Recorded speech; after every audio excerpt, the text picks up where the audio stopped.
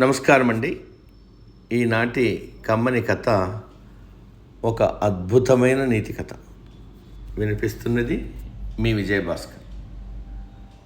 ఒక పర్యాయము శ్రీకృష్ణదేవరాయలు తన పెంపుడు కుక్కతో పెద్ద పడవలో ప్రయాణిస్తున్నారు.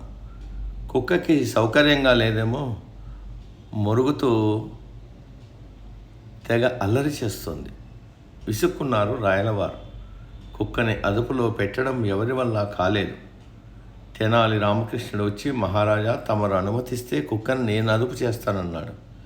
సరే అన్నారు రాయలవారు. వెంటనే తెనాలి రామకృష్ణ ఆ కుక్కని తీసుకుపోయి నదిలో పారేశారు.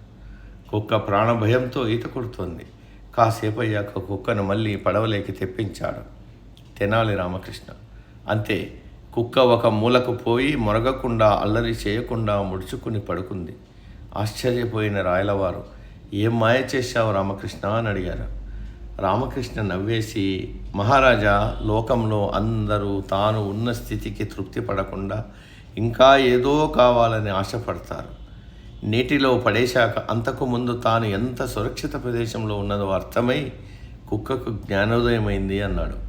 అలాగే మన పిల్లలకు ఎన్ని సౌకర్యాలు కల్పించినా వాటి విలువ అర్థం కావడం లేదు. కావున కష్టం యొక్క విలువను, సమాజంలో ఏమాత్రం సౌకర్యాలు లేకుండా జీవించే వారిని గురించి తెలియచేయాలి. ఇది ఒక మంచి నీతి కథ. సమాప్తం.